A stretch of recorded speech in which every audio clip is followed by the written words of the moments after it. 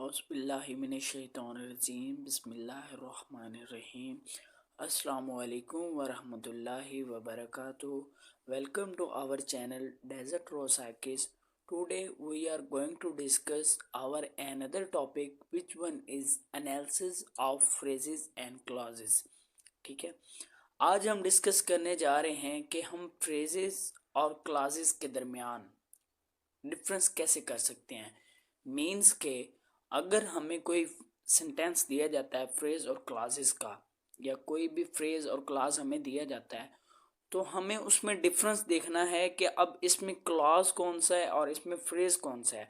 तो आज की जो हमारी ये प्रेजेंटेशन है और आज की जो हमारी वीडियो है, ये इसी के दरमियान डिस्कस हम करेंगे कि हम फ्रेजेस और क्लॉजेस को कैसे एनालिसिस कर सकते हैं इनका। ठीक है, तो डिस्कस करते हैं सबसे पहले कि व्हाट इज फ्रेज। फ्रेज होता क्या है। अ phrase is a group of words that doesn't have a subject and a predicate. ठीक है, फ्रेज एक ऐसा ग्रुप ऑफ वर्ड्स है जिसके पास ना सब्जेक्ट होता है और ना ही प्रेडिकेट होता है। अब आपके जहन में ये सवाल और होगा कि sir what is subject and what is predicate.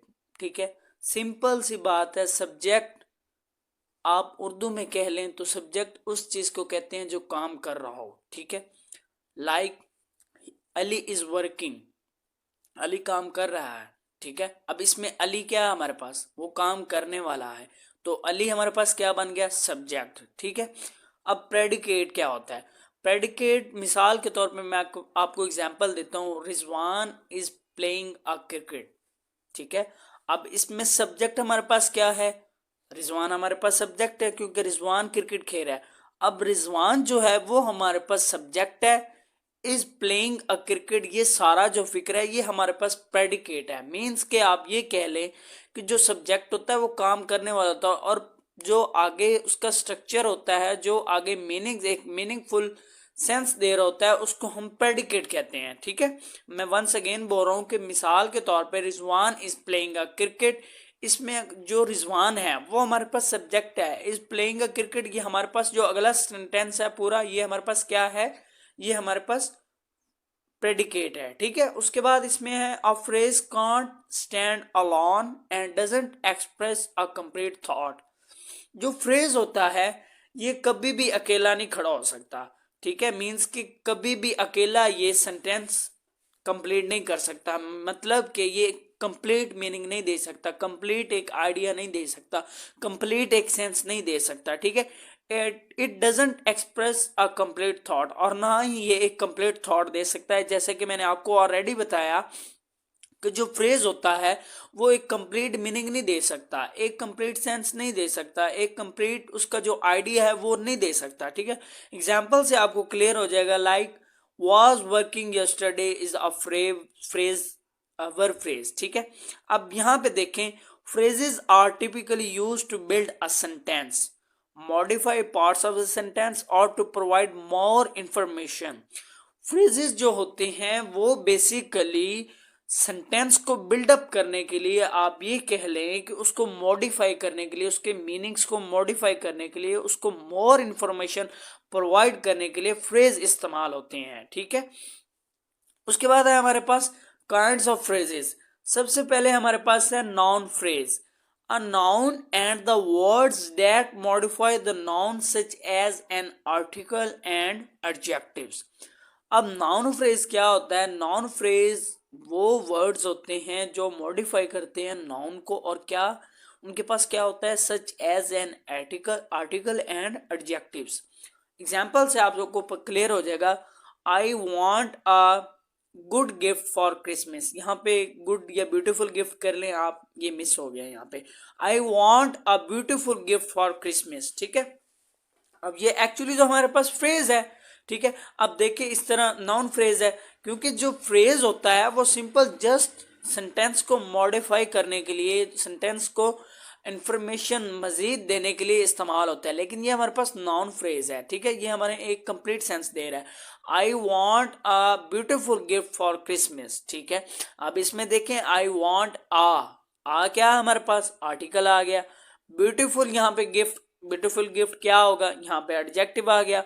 तो ये होता है नाउन फ्रेज। नाउन फ्रेज में क्या होता है कि हम नाउन फ्रेज में मॉडिफाई करते हैं नाउन को, और हमारे पास क्या होता है, आर्टिकल होते हैं और एडजेक्टिव होता है, ठीक है। उसके बाद हमारे पास क्या है, जेरेंट फ्रेज। जेरेंट फ्रेज कहते हैं, अब जेरेंट कहते हैं अपना वर्ब की जो आईएनजी वाली फॉर्म को एज अ नाउन जब हम इस्तेमाल करते हैं, मतलब कि वर्ब की जो आईएनजी वाली फॉर्म है, जो आईएनजी वाली फॉर्म है उसको हम जब एज अ नाउन इस्तेमाल करते हैं उसको हम जेरेंट कहते हैं, ठीक है। Geraint its object and any other modifiers, ठीक है। एक जेरेंट और उसका कोई भी ऑब्जेक्ट है and any other modifiers is called gerund phrase. For example, hitting nails with a hammer, मतलब कि कीलों को थोड़ी के साथ मारना, हिट करना, ठीक है। अब हिटिंग यहाँ पे हमारे पास क्या है, आईएनजी वाली फॉर्म है, एज अ नाउन हमारे पास इस्तेमाल हो रहा है, तो ये हमारे पास जेरेंट है। तो इसका ऑब्जेक्ट क्या बन गया, इसका ऑब्जेक्ट बन गया हमारे पास हैमर, ठीक है। हथौड़ी के साथ उसको कीलों को हिट कर रहा है, ठीक है। Hitting nails with a hammer, ठीक है। उसके बाद हमारे पास है वर्ब फ्रेज। वर्ब फ्रेज क्या होता है, अ main verb and the other words that act with it to form a predicate such as helping verbs or adverbs। एक मेन वर्ब या अदर कोई वर्ड्स दैट एक्ट, जो अमल करते हैं या एज अ वर्क करते हैं with it to form a predicate, predicate बनाने के लिए, सच एज हेल्पिंग वर्ब्स और एडवर्ब्स के थ्रू, मतलब कि हेल्पिंग वर्ब्स और एडवर्ब्स यूज करके। For example, has been peacefully sleeping. अब पीसफुली यहाँ पे क्या है, हमारे पास एडवर्ब है, स्लीपिंग यहाँ पे हमारे पास क्या कहते हैं, वर्ब आ गया, ठीक है। और हेल्पिंग वर्ब हमारे पास यहाँ पे क्या है, हैज हमारे पास क्या कहते हैं, प्रेजेंट परफेक्ट टेंस में भी आता है, ठीक है। इस तरह फर्दर जो पास्ट में अगर अगर परफेक्ट में चले जाएं तो उनमें भी आता है, ठीक है। तो ये क्या है, पास्ट में हैड आता है, लेकिन ये हेल्पिंग वर्ब ही है ना, ठीक है। तो यहाँ पे देखें, हैज बीन हमारे पास जो है हेल्पिंग वर्ब हो गया, ठीक है। एडवर्ब्स क्या हो गया हमारे पास, पीसफुली, ठीक है। और वर्ब फ्रेज के अकॉर्डिंग स्लीपिंग हमारे पास ऑलरेडी है, तो ये हमारे पास क्या है, ये हमारे पास वर्ब फ्रेज है, ठीक है। उसके बाद है हमारे पास प्रेपोजिशनल फ्रेज, ठीक है। Prepositional phrase, a preposition, its object and additional modifiers. Prepositional phrase क्या होता है कि उसके पास प्रेपोजिशन होता है और उसका एक ऑब्जेक्ट होता है, और क्या होता है additional modifiers of my favourite movies. अब ऑफ हमारे पास क्या है, हमारे पास ये प्रेपोजिशन है, ठीक है। और फेवरेट मूवीज ये हमारे पास एडिशनल मॉडिफायर्स बन गया है, मॉडिफायर्स के तौर पे वर्किंग कर रहा है, क्योंकि वो उसको क्या कहते हैं, सेंटेंस की जो इंफॉर्मेशन है उसको एक मॉडिफाई कर रहा है, उसको एक वो हम कहते हैं कि एग्जैजरेट करके बता रहा है। Favourite movies, of my favourite movies वो बता रहा है, ठीक है, उसको मॉडिफाई कर रहा है। उसके बाद आता है हमारे पास adjective phrase. An adjective and its modifiers usually adverbs, ठीक है। एन एडजेक्टिव और उसके मॉडिफायर्स या यूजुअली एडवर्ब्स होते हैं, जिस तरह लाइक रियली स्मेल, ठीक है, बहुत ज्यादा स्मेल, ठीक है। रियली स्मॉल, ठीक है, बहुत ज्यादा छोटा, ठीक है। अब रियली यहाँ पे हमारे पास क्या है, रियली हमारे पास बिल्कुल मतलब कि उसको एक मॉडिफाई कर रहा है, एडवर्ब के तौर पे यहाँ पे इस्तेमाल हो रहा है। जिस तरह अब हम मिसाल में देता हूँ, एडवर्ब की मिसाल ये है, ही रन्स, वो भागता है, लेकिन अगर मैं इसकी एडवर्ब की मिसाल दूं तो ये बन जाएगा ही रन्स वेरी फास्ट। अब यहाँ पे वेरी फास्ट हमने क्या किया है, उसको एडवर्ब साथ ऐड कर दिया, उसको मॉडिफाई कर दिया, ठीक है। नाउन प्रोनाउन जो भी इस्तेमाल हो रहा है, हमने उसको एडवर्ब क्या होता है, हम उसको मॉडिफाई कर देते हैं, उसके क्वालिटीज को मॉडिफाई कर देते हैं। अब क्या कहते हैं, ही रन्स फास्ट, वो तेज भागता है। ही रन्स वेरी फास्ट, वो बहुत तेज भागता है। अब वेरी यहाँ पे हमने क्या किया है, एडवर्ब इस्तेमाल किया और हमने उसको मॉडिफाई कर दिया, ठीक है। तो ये होता है हमारे पास एडवर्ब, ठीक है। उसके बाद है हमारे पास क्लॉज, ठीक है। A clause is a collection of words, जो क्लॉज है ये कलेक्शन ऑफ वर्ड्स है that includes a subject and predicate. अब फ्रेज क्या होता है, फ्रेज के पास प्रेडिकेट और जो सब्जेक्ट होता है वो नहीं होता, लेकिन क्लॉज क्या होता है, क्लॉज एक कलेक्शन ऑफ वर्ड्स है, ग्रुप ऑफ वर्ड्स है दैट इंक्लूड्स है, that have a subject and predicate, जिसके पास एक सब्जेक्ट और एक प्रेडिकेट होता है। सब्जेक्ट और प्रेडिकेट के बारे में मैं आपको ऑलरेडी बता चुका हूँ, ठीक है। अ क्लॉज में और may not be able to stand alone as a complete sentence, ठीक है। जो एक क्लॉज होता है वो खड़ा हो भी सकता है, मतलब कि वो एक क्लॉज जो होता है वो कंप्लीट मीनिंग दे भी सकता है, कंप्लीट सेंस दे भी सकता है, कंप्लीट थॉट दे भी सकता है, कंप्लीट आइडिया दे भी सकता है और नहीं भी दे सकता। अब यहाँ पे आप सोच रहे होंगे कि क्यों दे सकता है और क्यों नहीं दे सकता। क्योंकि क्लॉज की सॉरी टू टाइप्स हैं, एक डिपेंडेंट क्लॉज होती है और एक होती है इंडिपेंडेंट क्लॉज। जो होती है इंडिपेंडेंट क्लॉज वो टाइप जो होती है वो एक कंप्लीट मीनिंग देती है, लेकिन जो जो डिपेंडेंट क्लॉज होता है वो मीनिंग नहीं देता। डिपेंडेंट क्लॉज मीनिंग नहीं देता, इंडिपेंडेंट क्लॉज मीनिंग देता है। ये आपको मजीद आगे ये एग्जांपल में क्लियर हो जाएगा। The independent clause green is my favourite colour. अब देखिए यहाँ पे ग्रीन मेरा सब्ज मेरा फेवरेट कलर है। अब ये हमें कंप्लीट सेंस दे रहा है, ठीक है। Can function as a complete sentence. देखें वो नीचे उन्होंने बताया कि ये कंप्लीट सेंटेंस है। वेयर एज जबकि the dependent clause because green is my favourite colour can't. अब मैं सिंपल बोल दूं, अब मिसाल के तौर पे मेरे से कोई पूछता है कि आपका फेवरेट कलर कौन सा है, तो मैं कहूँगा green is my favourite colour, ठीक है। तो मैं ये क्या होगा कि वो उस बंदे को एक कंप्लीट सेंस देगा।